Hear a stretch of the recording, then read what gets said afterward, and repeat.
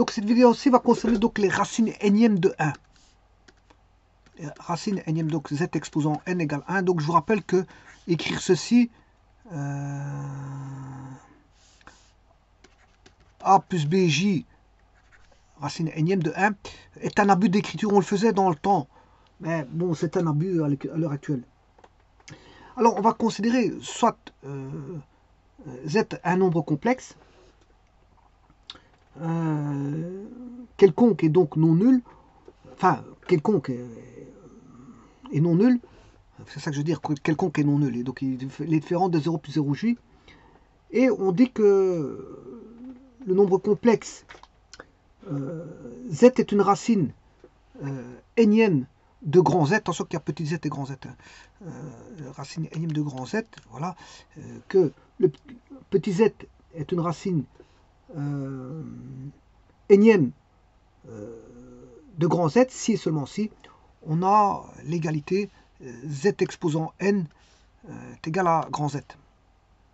Voilà. Alors, ici, bien sûr, je vois la racine énième de 1, c'est-à-dire que je vais voir quand est-ce qu'on a 1. Alors, une des premières racines qui est directement, je veux dire, qu'on peut trouver directement, c'est 1, parce que 1 exposant n'importe quel nombre, ça fait 1. Donc 1 sera toujours racine énième de 1. Voilà. Alors, je vais partir sur base voilà, de la théorie générale de racine énième pour retomber sur la racine énième de 1, parce que la vidéo va concerner la racine énième de 1. Alors, je vous rappelle qu'un nombre complexe, c'est z est égal à a plus bj. Vous pouvez l'écrire sous forme z est égal à rho 6 phi. Vous pouvez l'écrire sous forme de rho exponentielle de j phi. Ça, c'est la forme algébrique, forme trigonométrique et forme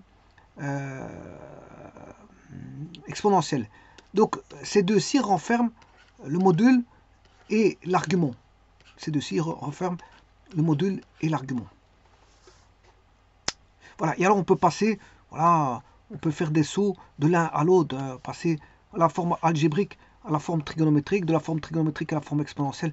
Voilà, dans les exercices, ben justement, il y a des passages d'une forme à l'autre, trigonométrique et forme exponentielle.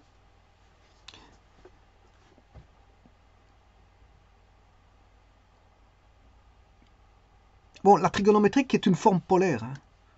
C'est une forme polaire.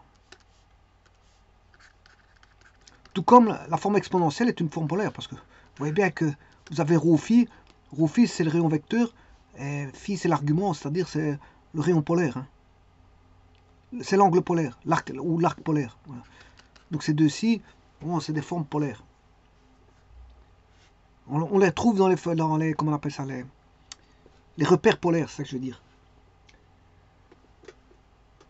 Donc comme je vous ai dit, racine énième, bon ça c'est un abus d'écriture, hein. On ne peut pas écrire ça, quoi qu'il faisait dans le temps. Alors, comment va-t-on calculer ça? Ben, je vais écrire que on a ρ phi, on a un nombre complexe, Zn égale grand Z. Bon. Zn c'est x plus yj, exposant n, est égal au nombre complexe qu'on recherche. La donnée c'est a plus bj. Donc grand Z est connu, et ce qu'on recherche c'est x plus yj, tel que, si j'écris abusivement, xx plus yj est égal à racine carrée, racine énième de a plus bj. Alors bien sûr, on va passer par la forme trigonométrique, qui est, si x plus yj, c'est ρ1, point virgule, phi 1, et a plus bj, c'est ρ. Alors ici, je vais dire que c'est ρ alpha. C'est ce qu'on recherche. Hein. L'inconnu, c'est ρ alpha. L'inconnu, c'est z. L'inconnu, c'est ceci. La donnée est là. Donc l'inconnu, c'est ρ alpha en paramètre, voilà, exposant bien sûr n. Et ici, on aura ρ2 phi. Celui-là, il est connu. Hein. Rho 2, Rho, voilà, je vais changer de nom, je vais mettre R ici, hein, pour éviter de trimballer des rho dans les deux cas, de faire un amalgame, donc c'est R phi. Et là, comme ça, je peux dire, je ne mets pas d'indice, mais rho phi. Voilà. Alors, ça, vous savez très bien que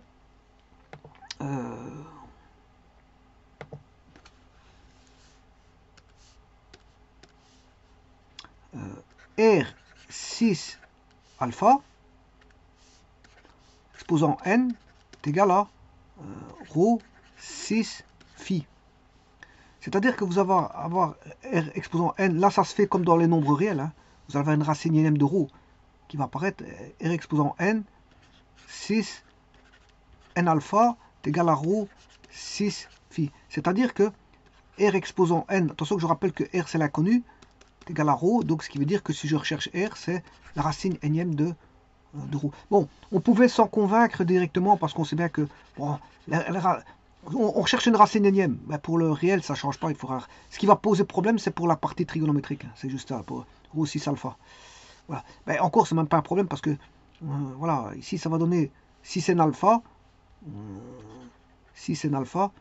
Donc, n alpha est égal à phi plus à 2 capi près. Avec k, bien sûr, appartenant à z. C'est-à-dire que vous allez avoir alpha, que vaut alpha. Alpha est égal à phi plus 2 capi sur n. Et donc là, vous avez trouvé le nombre complexe. Hein. Voilà, vous avez trouvé x plus yj. Donc, que vaudra, si j'écris abusivement, je vais écrire que x plus yj égale racine carrée de a plus bj, enfin racine énième de a plus bj. Voilà, a plus bj étant connu. Hein. Et bien sûr, n appartient au naturel. Bon, on évite 1 parce que si je mets 1, ça c'est lui-même. Donc, ben, de toute façon, même 1, ça marche pas. Si vous mettez n égale 1, ben, x plus yj est égal à a plus bj. Donc x égale a, y égale b. Bon, ce qui veut dire qu'ici, le nombre complexe ici va être donné sous forme de racine énième de r. Et alors vous allez avoir 6 alpha plus 2 capi sur n. Bien sûr, avec k appartenant à z. C'est-à-dire que vous allez avoir r fois 6 alpha sur n fois 6 de capi sur n. Voilà. Alors, là, qu'est-ce que c'est? Ça, c'est le... c'est les x. En fait, c'est tous les zk. C'est tous les zk. Parce qu'il y a une panoplie de, voilà, de racines. Hein. Parce que c'est dépendant de k. Vous voyez qu'il y a un élément variable, k variable. Et k appartient à l'intervalle qui va de 0 jusqu'à n-1. Donc on a n racines, si vous voulez. N racines. Donc les zk, c'est ça. Ouais, c'est les zk. Donc ça veut dire que si vous avez 5 racines, racine 5e, vous avez 5 racines. Racine 6e, 6 racines. Racine 10e, 10 racines. Et donc, et comme toutes les racines sont décalées d'un angle bien précis, eh bien, on a ce qu'on appelle un polygone régulier. Un polygone régulier. Donc, ça va donner... donc, les zk vont être égales à racine énième de rho 6 alpha sur n fois 6 de capi sur n. Alors, ceci, c'est l'homothétie. Ceci, c'est le décalage d'angle. Décalage d'angle par rapport à quoi? Par rapport à celui-là. Et ça, c'est quoi? Mais ce sont les racines énièmes de 1.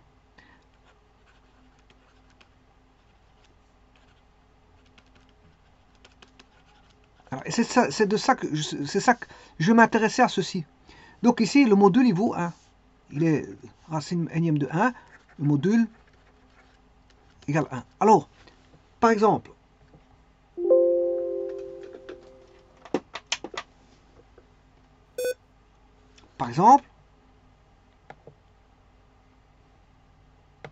c'est les équations suivantes. Bon, je ne vais pas mettre z exposant a égale 1 parce qu'il n'y a qu'une solution. Mais z carré égale 1, z cube égale 1, z4 égale 1. Dans R, il y a toujours une solution. Hein. Z5 égale 1, Z6 égale 1. On a toujours une solution réelle et les autres sont complexes. Z7 égale 1, Z8 égale 1 et ainsi de suite. Voilà. Alors là, on a une racine qui est réelle. Ici, on a deux racines réelles parce que c'est plus 1, moins 1 aussi, c'est deux racines réelles. Là, la racine, c'est plus 1. Celui-ci, il y a une racine réelle qui vaut 1 et deux racines complexes. Elles sont conjuguées, ces deux-là. Alors là, Z4, il y a, on aura un carré. Donc normalement, je vais le voir. Et donc, je vais voir dans un petit instant. Alors, ce qui va donner, par exemple, Z1, c'est Z moins 1 égale 0. Hein. Ça, c'est Z carré moins 1 égale 0. Pour Z carré, pour Z cube, c'est Z cube moins 1 égale 0. Z4 moins 1 égale 0. Z5 moins 1 égale 0. Et ainsi de suite. Bon, on va déjà voir ça. Et alors, le module, il fait toujours 1. Voilà. Quel que soit le nombre complexe qui va arriver, ce sera toujours, le module, il vaudra toujours 1. Ce qui veut dire que maintenant, je prends voilà, un nombre complexe de module 1, cosinus. Alors, il faut que j'aille chercher un curseur entier qui va de 0 à 10.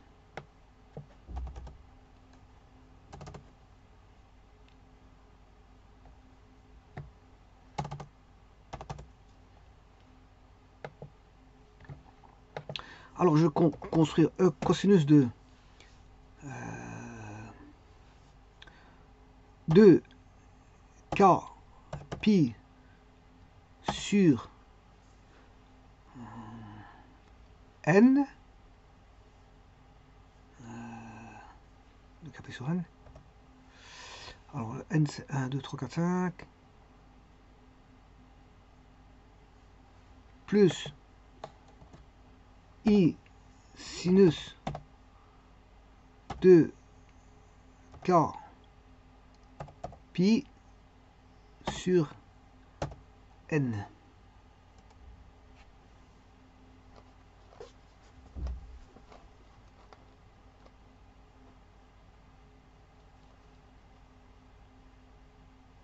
Bon, je ne vais même pas faire ça. Il y a mieux, il y a mieux. Il y a mieux.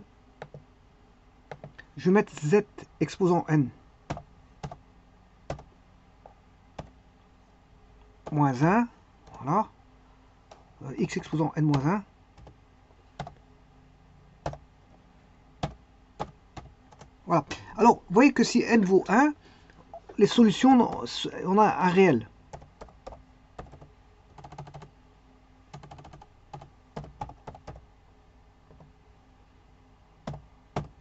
Voilà, on n'a qu'une seule solution. Bon, donc, ça, vous aurez compris que c'est une droite. Hein, X moins 1, c'est une droite. Bon, maintenant, si je mets N égale 2,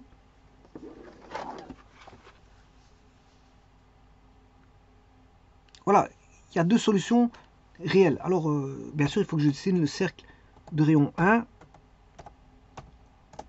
Voilà, on va l'agrandir.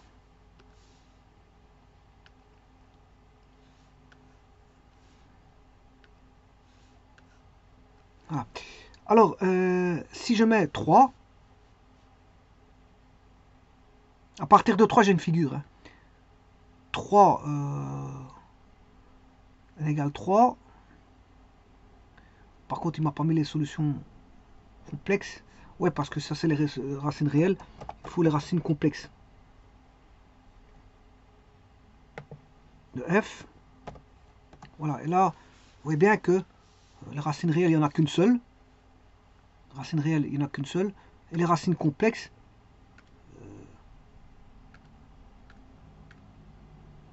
il y en a deux, qui sont conjuguées.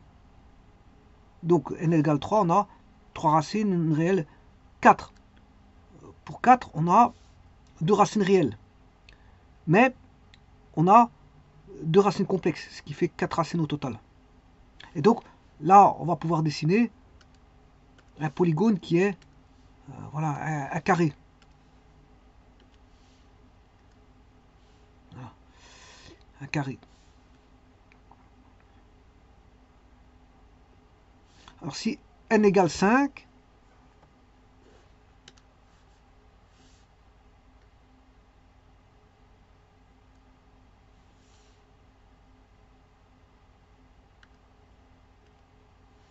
là, n égale 5, on a un pentagone.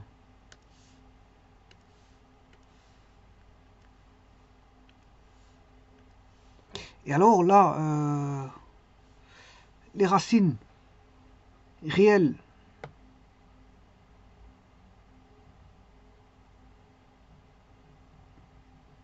de f, on en a une qui est 1. Et tous les autres sont complexes. Donc on a 4 complexes qui sont 2 à 2 conjugués. Donc on aura Z4, Z3 qui sont conjugués, Z2, Z1 qui sont conjugués, et il y en a une qui vaut toujours 1. Donc vous aurez compris qu'il y a toujours une racine qui vaut 1, quel que soit le polynôme que vous allez prendre. Donc d'ailleurs, je vais écrire O égale 0, 0, mettre l'image, enfin le vecteur image,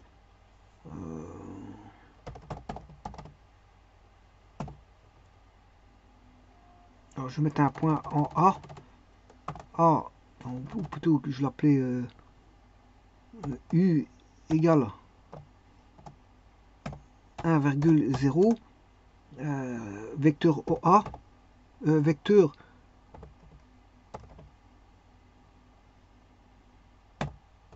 O,U. Voilà, et donc 5, là il n'y a qu'une seule solution réelle. Alors les seules solutions réelles, c'est soit 1 ou moins 1 ou 1 moins 1. Ce sera toujours ça. Alors, je vais étudier le cas dans un petit instant. Polygone. Je vais retirer les polygones. Effacer. Voilà. Bon. Alors celui-ci, je vais l'agrandir. Propriété.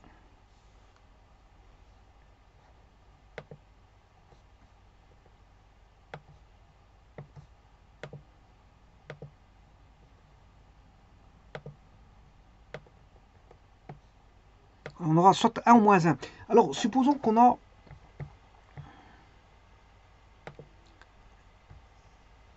z exposant 1.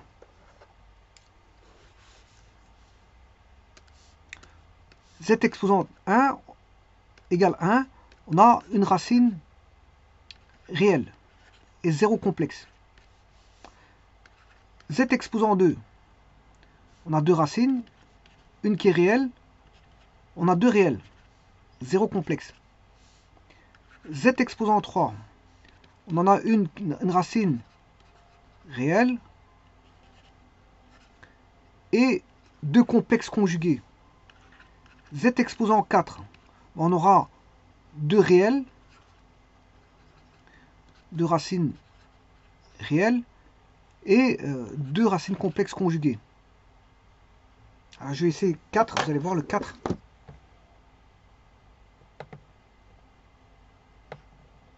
Voilà. Le polygone ici, je vais l'enlever.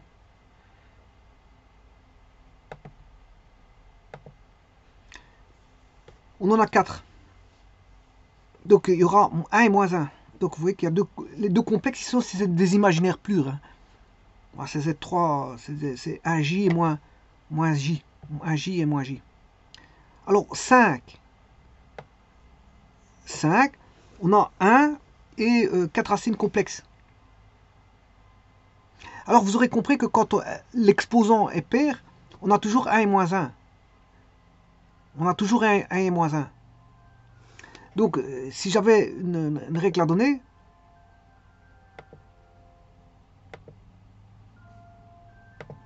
si l'exposant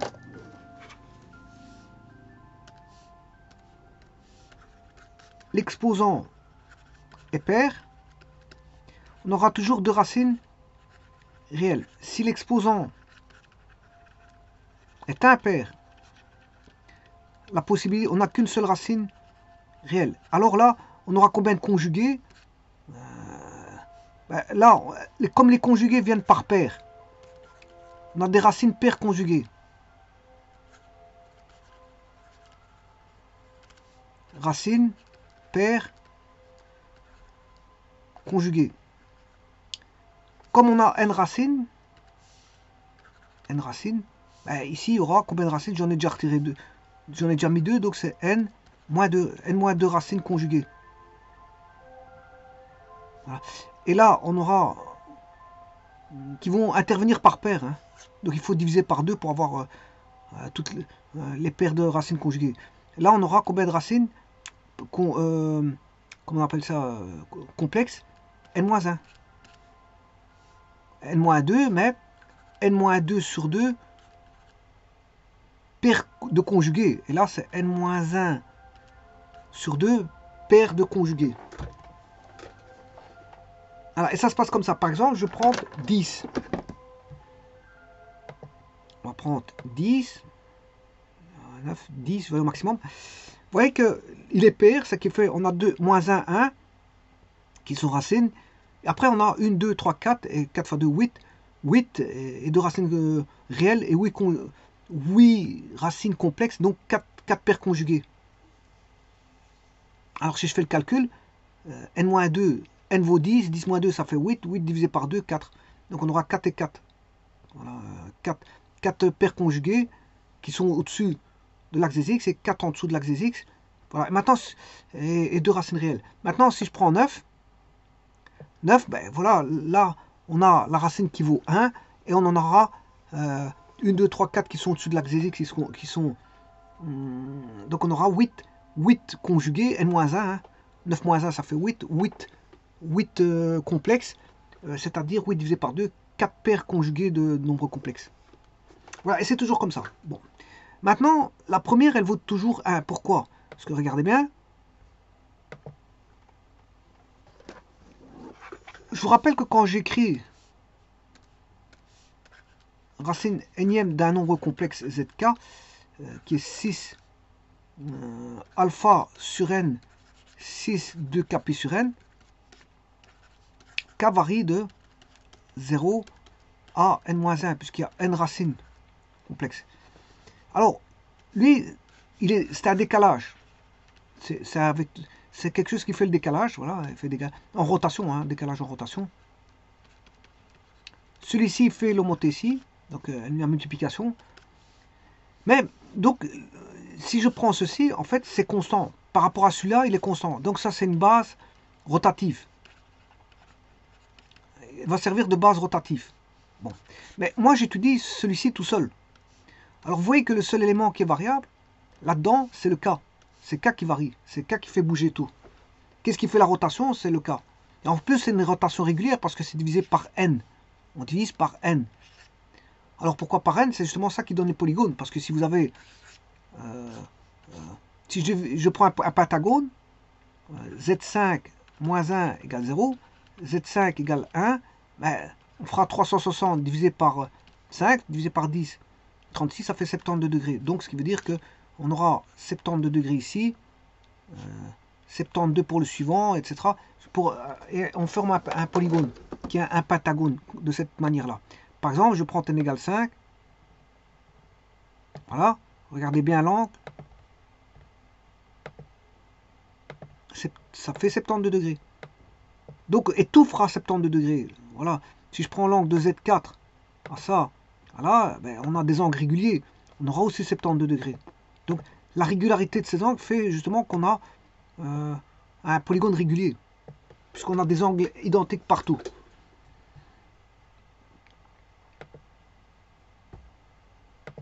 Alors, autre chose, pourquoi le k égale 0, on a 1?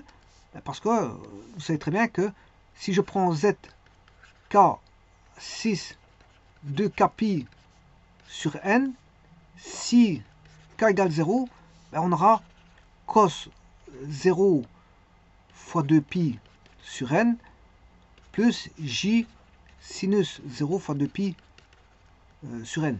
Bon. Donc celui-ci vaudra toujours 0. Donc on aura toujours cos 0 plus j sinus 0. Sinus 0, ça fait 0. Et il va rester 1 plus 0. Ben, ça fait 1. Voilà pourquoi on a toujours 1 pour k égale 0. Pour k égale 0, on a toujours 1.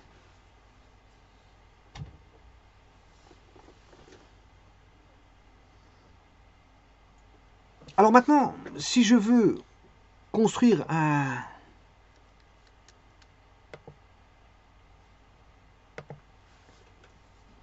polygone,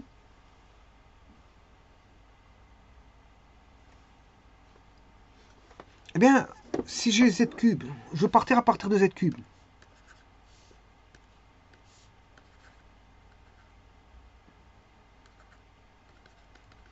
Voilà. Là, c'est un triangle équilatéral. Ça, c'est un carré. Ça, c'est un pentagone. Ça, c'est un hexagone et ainsi de suite. Heptagone, octogone. Puis on arrive à 9. Puis 10 décagone, là. 11 c'est un décagone, 2 c'est d'autres décagones, tralala. Bon, enfin bref. Ici, j'écrirai donc le module, ben, il fait 1. Le module, il fait 1. Le module, il fait 1. Le module, il fait 1.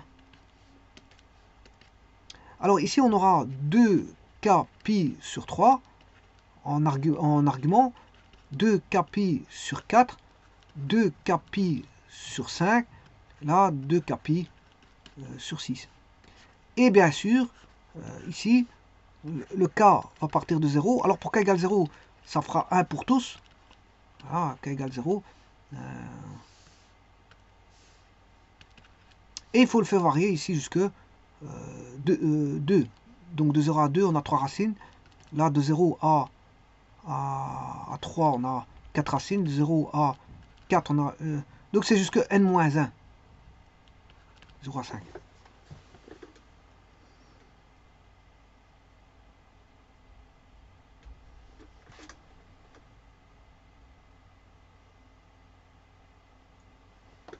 Alors, autre chose.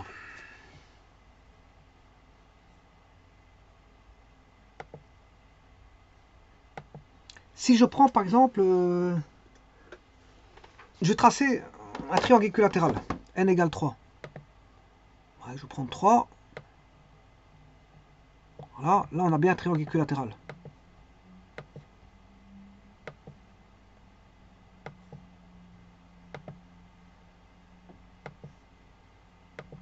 Bon, il y a deux racines complexes. Bon, il y a une racine réelle, qui est 1, bien sûr, et deux racines complexes, comme je vous l'ai dit.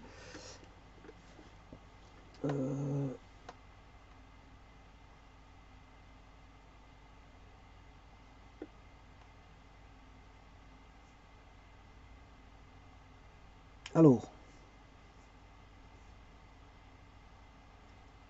si je fais, je vais faire Z2 au carré.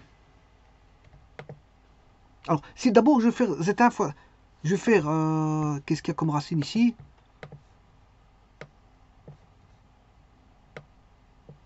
A, U, Z3. Donc j'ai Z1, Z2, Z3. Donc le produit des racines fait toujours 1. Le produit des racines, ça c'est une première propriété que bon, j'énonce.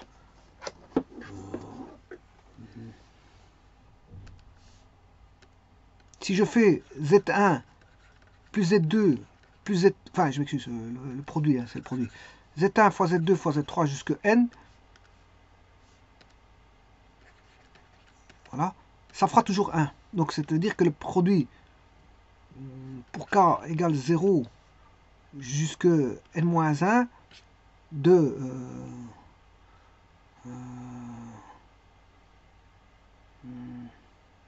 ici j'ai pris... C'est les complexes ici, c'est les complexes. Je vais pas parler de 1. Voilà, donc c'est ZK. Produit de ZK jusque 1 jusque N. Voilà, c'est égal à 1. Donc, c'est-à-dire, je vais faire juste le produit. Attention qu'ici, il y a 3 petits points. Si on a plus que 3, bien sûr, qu'on dépasse 3. Si n dépasse 3. De toute façon, ça vaut toujours 1. Si vous faites Z1 fois Z2, si vous avez deux racines, Z1 fois Z2. Si vous avez, par exemple, 1, la seule racine qu'on peut avoir, c'est degré 1. Bon, par exemple, celui-ci. Je prends n égale 1.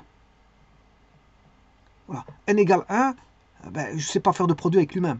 Bon, parce qu'il est tout seul. Si je prends n égale 2, il y a deux racines. Moins 1, 1. Mais moins 1 fois 1, ça fait 1. Si je prends le suivant, ben, si je fais... regardez bien, je vais faire Z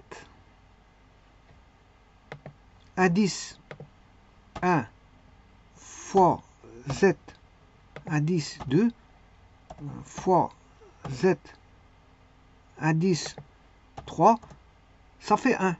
Donc, vous avez bien vu que, je peux dire une petite conclusion ici, regardez bien, Z1 fois Z2 fois Z3 égale 1. Bon, et ce sera toujours le cas, hein. Bon, je vous le dis tout de suite, bon, produit, faites-moi confiance pour ceci, voilà, c'est admis sans démonstration, ben, ceci, si vous faites les produits des ZK, vous aurez toujours 1. Vous pouvez essayer, vous aurez toujours 1. Alors, autre chose, à partir de là, regardez bien, si je prends celui-ci, on sait bien qu'il y en a un qui fait 1. Voilà. Celui-ci, le premier, il fait 1. Le Z1 qui est pour k égale 0, il vaut 1. Ça veut dire que Z2 fois Z3 fait 1. Tiens, et en plus, ils sont conjugués. Ils sont conjugués. Donc, ce qui veut dire que conjugué, c'est A plus BJ fois A moins BJ. Ça doit valoir 1. Voilà. Donc, c'est-à-dire que A carré moins B carré doit valoir 1.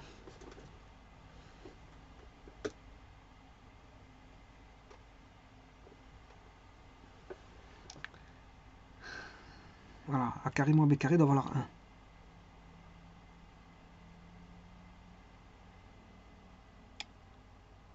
Oui, est-ce que non, c'est même pire que ça. Parce que, regardez bien, c'est même pire que ça parce que là, j'ai quoi? J'ai Z fois Z bar. Alors Z fois Z bar, comme le module il vaut 1, on sait bien que le module vaut 1. Le module de Z égale au module de Z bar, il vaut 1.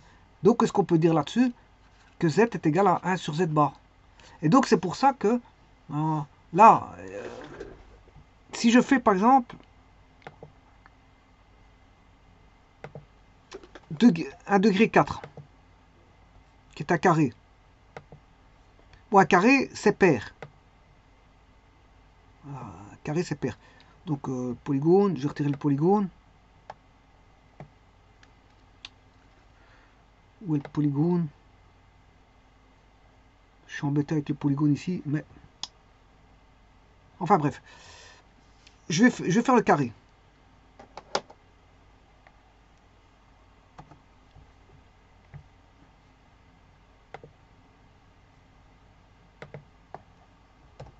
Je vais dessiner ce carré.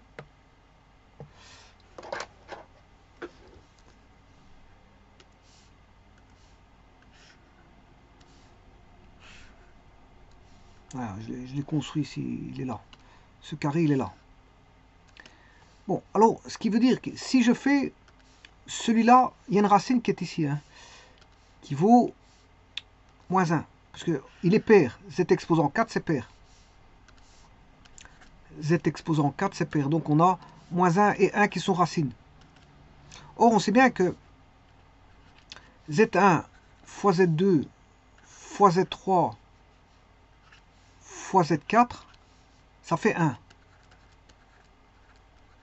Parmi elles, il y en a une qui fait 1 et moins 1. Donc on a moins 1 fois 1. Donc ces deux-ci, au total, ça doit faire 1. Donc ça veut dire que là, j'ai Z3, Z4. Comment est Z3, Z4? Ils sont conjugués. Donc bah ici, en plus de ça, c'est des imaginaires purs.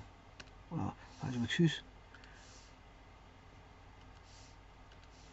On aura celui-là et celui-là. Donc ce qui veut dire que Z3, Z4, ben, c'est Z3 fois Z3 bar. Or, Z3 fois Z3 bar, comme on a un module Z3 est égal au module de Z3 bar égale 1, on peut se dire que Z3 est égal à Z3 bar est égal à 1 sur Z3. Donc ça veut dire que là, on a deux inverses. Multiplier deux inverses, ça fait 1. Donc moins 1 fois 1, ça fait 1. Donc c'est juste. Alors si je fais ça avec un degré 5, on va essayer avec un degré 5.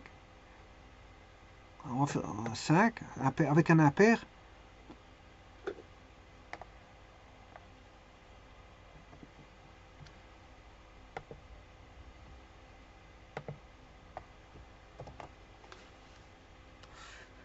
Donc je reconstruis le polygone. Il est là. Là. 5, c'est un pentagone.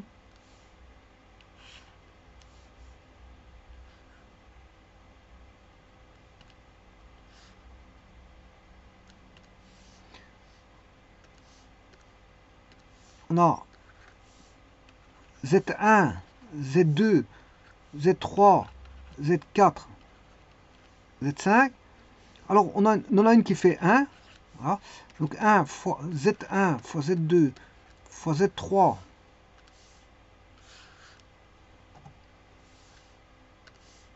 fois Z4 fois Z5 égale 1. Bon. Alors, il y en a une qui vaut 1, c'est 1. Donc, on aura Z2 fois Z3 fois Z4 fois Z5. Elles apparaissent deux à deux en conjugué. 1. Donc, c'est-à-dire qu'ici, par exemple, on aura, qu'est-ce qui est conjugué? C'est Z2, Z5. Z2, Z5 sont en conjugué. Donc, Z2 fois, bien sûr, Z5, il est là, fois Z5. Et les deux autres conjugués, ben, c'est Z3 et Z4. Z3, Z4. Donc Z3 fois Z4. Voilà, ça fait 1. Alors Z2, Z4, Z5, c'est ils sont conjugués entre eux, Z2. Et donc on a Z2 bar, c'est le conjugué de Z2, fois Z3 fois le conjugué de Z3 bar. Donc vous allez avoir Z2 comme on a deux modules 1 sur Z2. Z3 fois 1 sur Z3. Qu'est-ce qui se passe? Ben, là, on a 1, donc 1 fois 1, ça fait 1. Donc, on peut prouver que ça fait 1 parce qu'on peut rassembler tous les conjugués entre eux. Les conjugués entre eux, ils apparaissent par paire. Et chacun d'eux va donner 1 en multiplication. Puisque le module vaut 1, leur conjugué en multiplication donne la multiplication de deux inverses. Donc, ça fait 1. Donc, on aura toujours 1. Donc, le produit, il fait toujours 1. Alors maintenant, autre chose.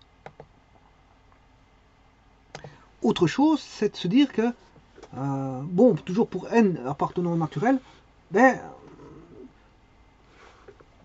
je vous ai dit, donc ici, il faut que je fasse une feuille avec un récapitulatif. Je prends cette feuille-là comme avec le formulaire. Donc, je vous rappelle que Z1 fois Z2, les produits des Z, les produits des Z,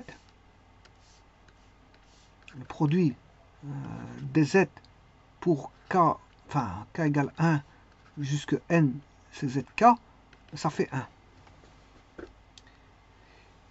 Voilà, ça c'est une formule. Une seconde formule, c'est, je l'ai dit tout à l'heure, N epsilon pour K égale 0. Alors, N epsilon K, c'est les racines énièmes hein, de N pour K égale 0. Voilà, il y en a K égale. Donc, ce sont les ZK. Voilà, pour K égale 0 jusque N-1. Avec N appartenant au naturel. Mais attention que pour K égale 0, Zn pour K égale 0, qu'on note N epsilon 0, ben ça fait toujours 1, je vous l'ai dit. Hein. Je vous l'ai dit ça, je vous l'ai dit.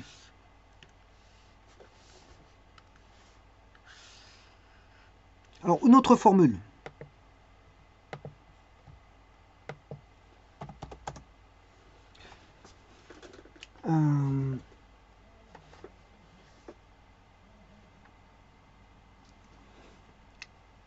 Si je fais... bon, je prends n'importe laquelle. Sachant qu'on a z exposant n égale 1. Je prends n'importe laquelle, qui est n epsilon k. Quel que soit le k que vous allez prendre, si vous faites exposant n, vous avez 1. C'est normal parce que z exposant n, ça fait 1. Donc, ça, c'est tout à fait logique. Hein. Bon, si le racine énième, si on l'expose. Donc, ça veut dire que je vais prendre le Z4. Le Z4. z, comme c'est une puissance énième de 1, je prends z exposant 4. Non, ici c'est une puissance cinquième. Hein. Donc c'est z exposant 5, c'est une racine cinquième. 2.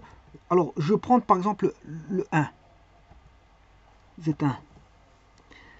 Z4, je prends Z4.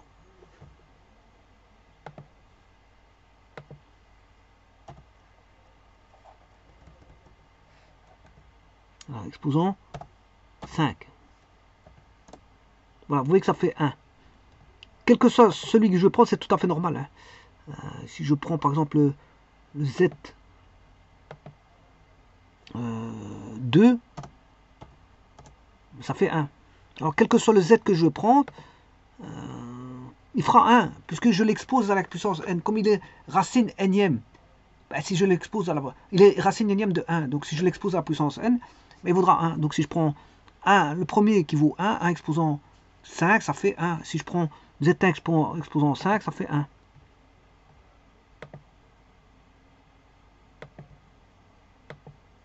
Voilà, ça, c'est évident, on va dire que c'est évident. C'est évident. Bon, maintenant, on peut tout exprimer relativement l'un par rapport à l'autre, mais le meilleur qui peut s'exprimer par rapport aux autres, c'est celui-ci. C'est le fameux Z4 ici. Alors, je vais tout recommencer ici parce que bon, je vais jeter ça. Je vais recommencer. Alors, je vais mettre un cercle de rayon 1, x carré plus y carré égale 1. Voilà, je vais chercher mon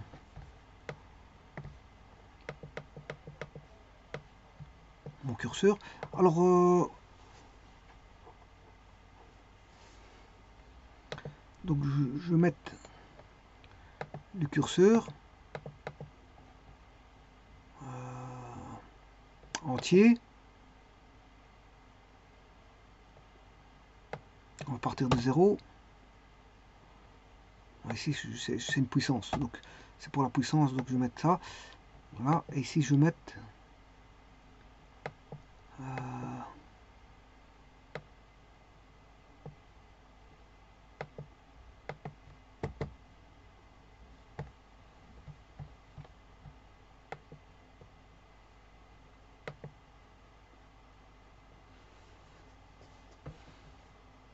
petit instant.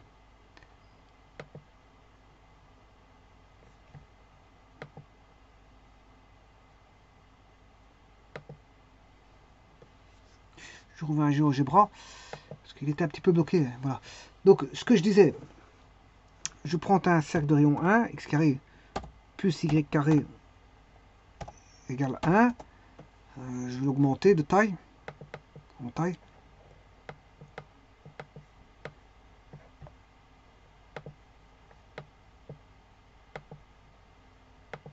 Voilà.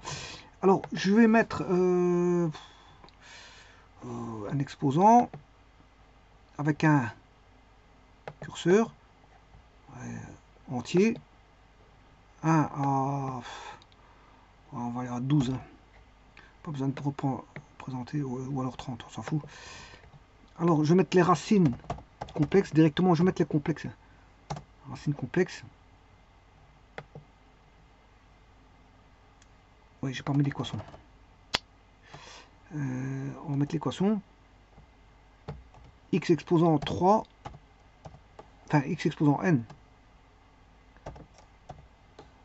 Moins 1. Racine. Chercher les complexes. De f. J'en ai toute une panoplie. Voilà. Alors maintenant, ce qui est intéressant, c'est d'exprimer toujours par rapport à... pas au k égale 0, mais k égale 1. Parce que les autres peuvent s'exprimer par rapport à celui-là. Donc c'est-à-dire, je prends un vecteur, c'est le vecteur ci. J'exprime. Pour exprimer le deuxième, regardez, je vais faire Z9.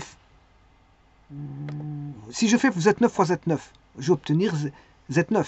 Mais si je fais Z9 au carré, je vais obtenir Z7. Regardez bien, Z à 10. Alors je vais remettre un deuxième curseur pour ça. Un curseur entier.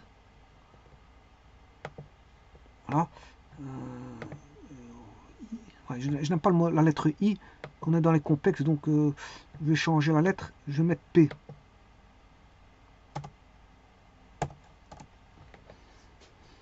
Alors, Z, tout va s'exprimer par rapport au 9. En fait, c'est le 1, c'est le premier, voilà. Z9.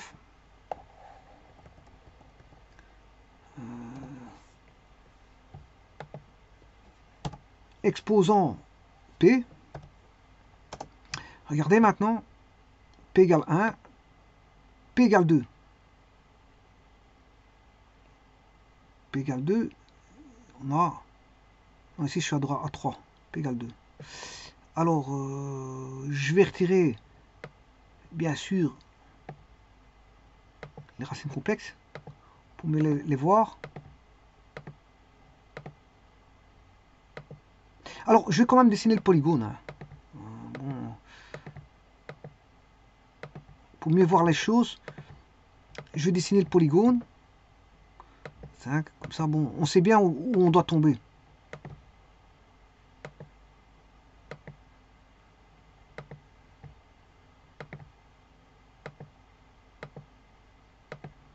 Voilà. Alors, je vais retirer les racines complexes.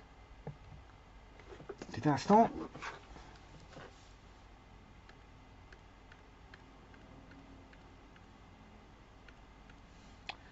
Voilà. Maintenant, je vais exprimer tout par rapport.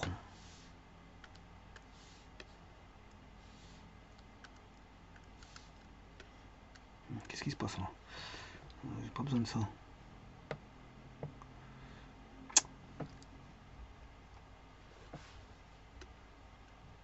Je sais pas qu'est-ce qui se passe, mais enfin bref.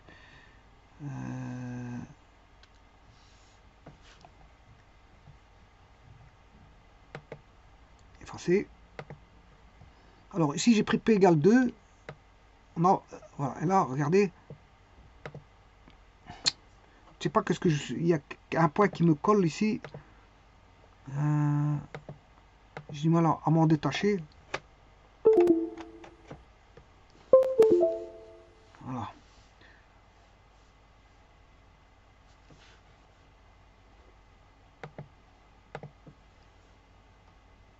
C'est vraiment bizarre. Hein. Donc, est-ce que je suis encore en polygone ici? Je suis plus dans la fonction polygone pourtant. Voilà.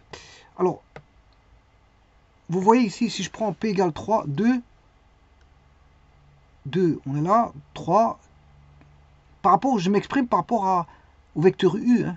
Si je fais le U exposant 1, c'est Z11. Exposant 2, on est là. Exposant 3, on est là. Exposant 4, on est là. Exposant 5, on est là. Exposant 6, exposant 7, exposant 8, exposant 9, exposant 10, exposant 11, exposant 12, exposant 13, exposant 14, exposant 15, exposant 16, exposant 17, 18, 19, 20 et ainsi de suite. Et ensuite, vous aurez compris que j'exprime tout voilà, par rapport à la première, pour k égale 1. Voilà, pour k égale 1.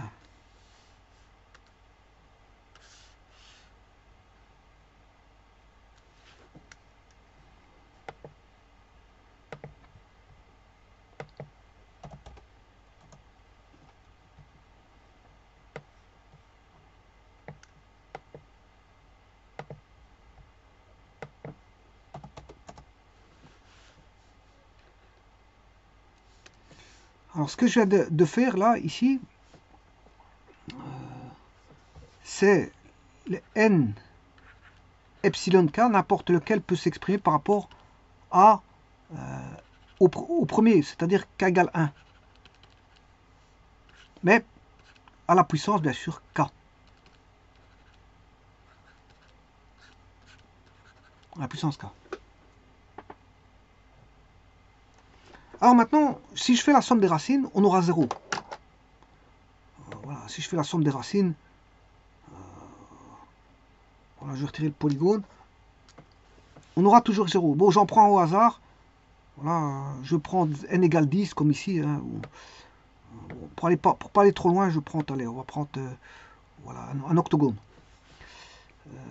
Je vais retirer le polygone.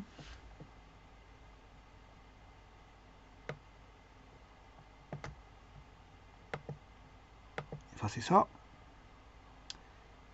Alors, je vais remettre P égale 22, j'en ai pas besoin. Enfin, ça, j'ai pas besoin. Le vecteur A0, bon, j'ai pas besoin. Petit instant, j'en mets juste de l'ordre. Voilà, et je vais remettre les racines.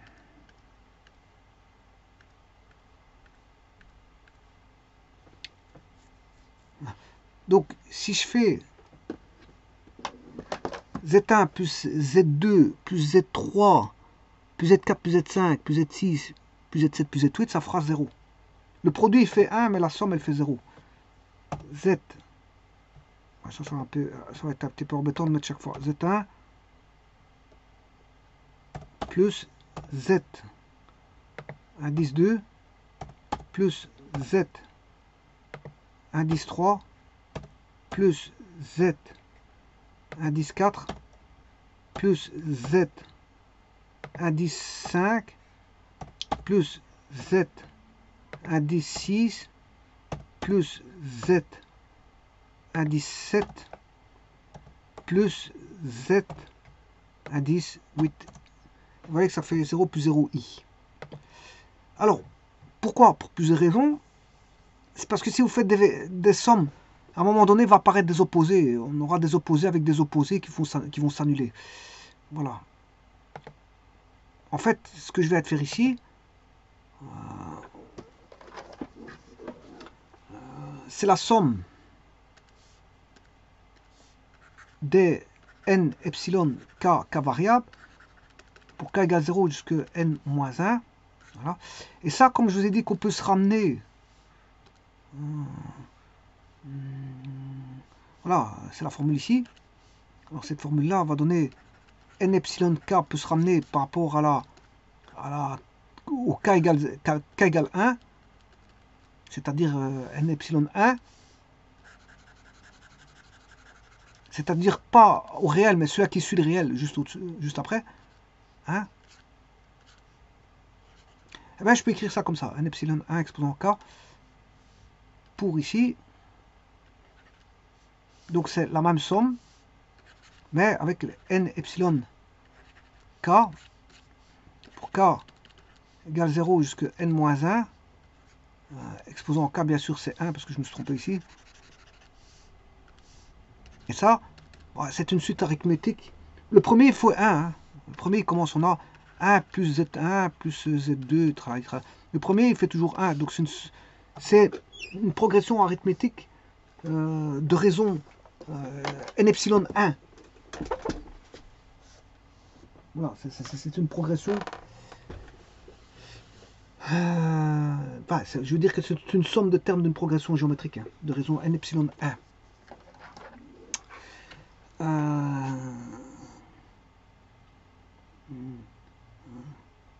Et donc, le premier terme qui vaut 1, bien sûr. Hein, le premier terme, il vaut 1.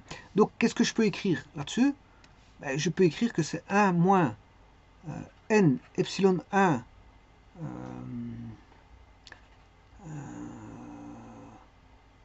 n moins 1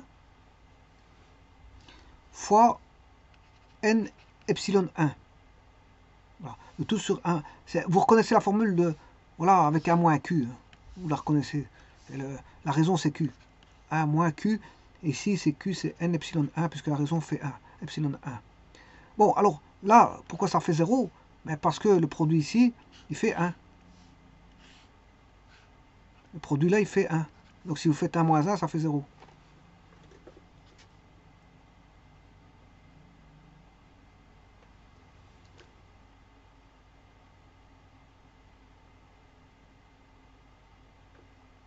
Donc la somme des racines, elle fait toujours 0, contrairement au produit qui fait 1. Donc ici, on aura, je l'ai dit tout à l'heure, si je fais Z1 fois Z2 fois tralala, donc qui est là, ici, le produit, il est où?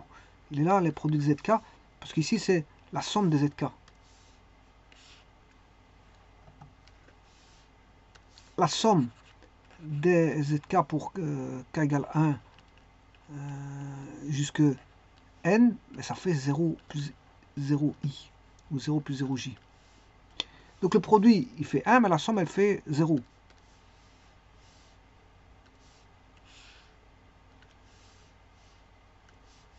Alors on pourrait exprimer un vecteur par rapport à un autre, hein. Mais là, à ce moment, il faut faire attention. On n'a pas la relation comme j'ai donné tout à l'heure avec n epsilon k égal à n epsilon 1 k. Celui-là, il donne la puissance va donner le suivant. La puissance donne le suivant. Si je fais puissance 1, je suis sur le même. Puissance 2, c'est le suivant. Puissance 3, c'est le suivant du suivant. Puissance 4, c'est le suivant du suivant du suivant. Puissance 5. Donc, en fait, il me donne le suivant. Les suivants par rapport à la puissance. Alors, si maintenant vous deviez regarder par rapport aux deux, c'est un peu comme ça. Là, il faut regarder la relation qui existe, par exemple, en Z5. Z5, les relations avec les autres. Mais là, ça, c'est autre chose. Hein. Voilà. Z5 exposant. Si je fais Z5 exposant 2, on va pas forcément avoir Z1, regardez bien. Z5.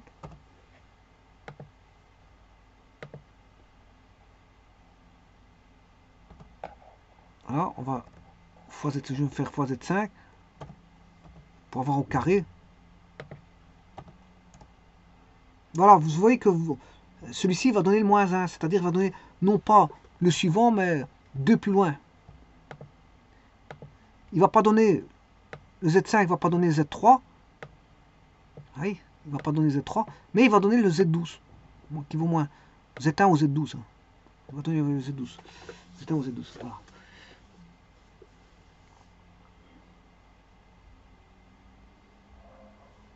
Alors maintenant, autre chose.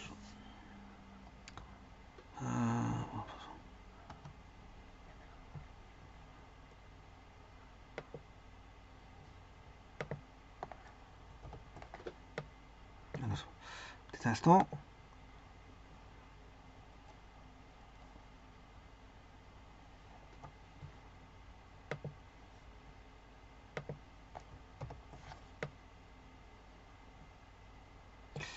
Alors, autre chose, si je veux celui-ci, si vous voulez, si je veux celui-là, bon, ça c'est je veux dire que c'est Z1. On va dire que c'est Z1. Donc ça, on va dire que celui-là c'est 0. Z1, Z2,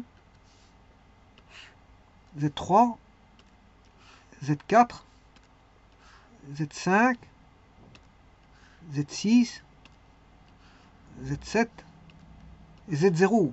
Voilà, on retombe sur voilà, Z8 c'est Z0. Voilà, puis Z9 c'est Z1, etc. Donc on aura Z1, Z2, Z3, Z4, Z5, Z6, Z7. Alors l'égalité ici, n epsilon k et n epsilon n-k sont conjugués. C'est-à-dire si je prends, ce sont les complémentaires. Ici on a c'est un 8, c'est un octogone. On a un octogone. Donc si je prends n epsilon 1, sont conjugués, c'est n epsilon, je fais 8 moins 1, ça fait 7. Donc le 7 est conjugué au 1. Si je fais n epsilon 2, je m'excuse, le 2 c'est celui-là. Si je fais pour avoir le conjugué, je fais 7 moins 2, c'est n epsilon 5. Donc c'est celui-là. 6, je m'excuse, 6. 8 moins 2 c'est 6. Alors le suivant, si je prends celui-ci, sont conjugués n epsilon 3 sont conjugués, c'est n epsilon 8 moins 3, 5. C'est bien le 5 ici. Alors maintenant, bien sûr, ces deux-ci, ils sont opposés. Hein. On ne peut pas parler de celui-là. Ceux qui sont au milieu, c'est, on va dire, n epsilon 4 et 8 moins 4, ça fait 0. N epsilon 0 sont d'office sont conjugués. Alors bien sûr, là, pourquoi on a moins 1, 1 parce que on a un exposant pair, comme je l'ai dit tout à l'heure. Un exposant pair.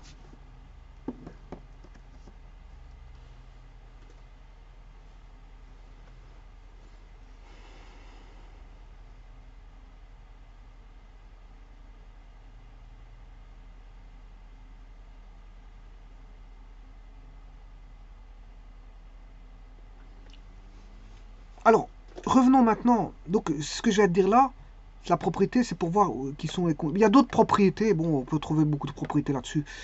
Mais voilà, je me cantonner au principal parce que on sait faire beaucoup de choses là avec ça. Avec les rotations ici, on peut trouver beaucoup de propriétés. Donc, n epsilon k et n epsilon n-k sont conjugués. Voire pour certains, quand l'exposant est pair, quand on arrive au milieu, 4, 4, voilà, il est, comment on appelle ça, pour n égale 8, si j'arrive au milieu, 4, 4, ça donne le 1 moins 1 qui sont réels.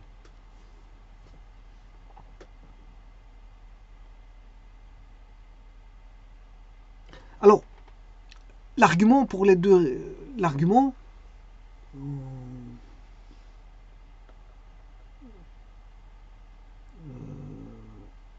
leur somme fera 2pi. Hein. Alors, leur somme fera 2pi.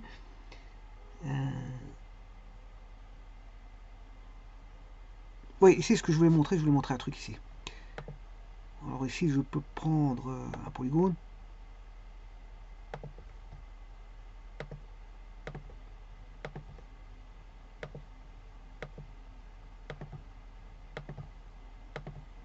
Et donc, on a les angles intérieurs d'un polygone. Je peux voir les angles.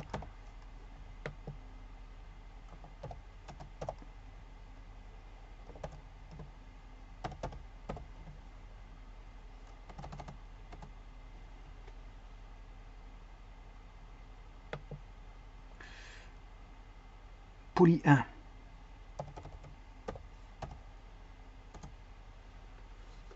Voilà. Bon, ce que je voulais dire, autre chose, on sait bien que si je fais la somme, je m'excuse, le produit, ça fait 1. Si je fais, on va emmener ça ici, ici dans ce cas-ci,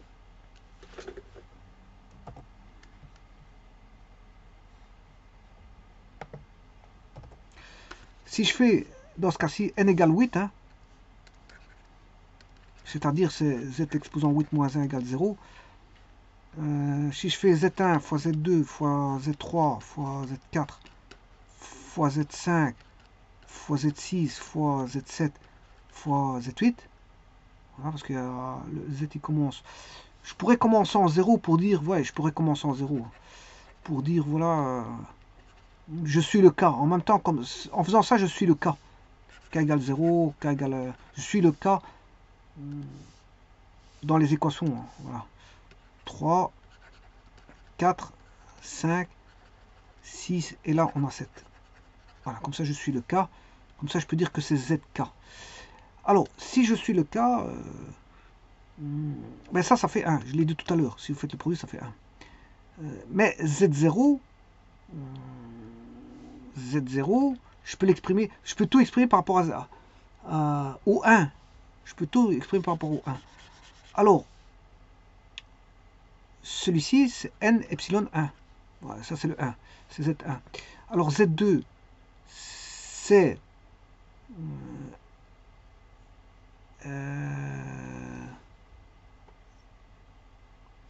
n epsilon 1 exposant euh, 2.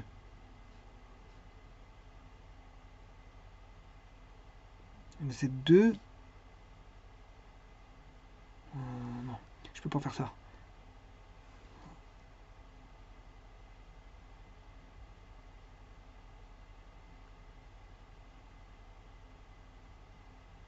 Là, ce sera...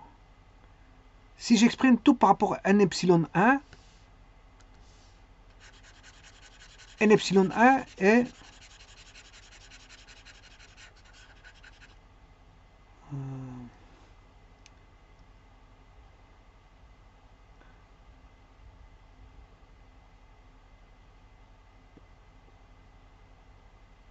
Bon, ce que j'ai fait là, c'est le produit de n epsilon k.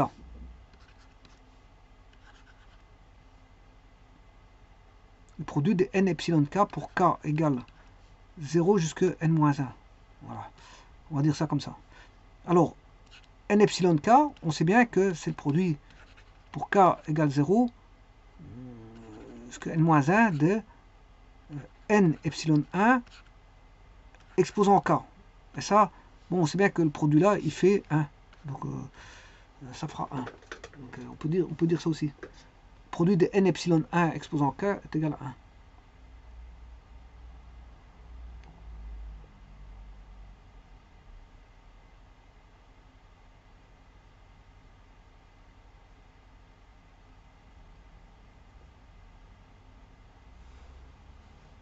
Voilà, je vous remercie.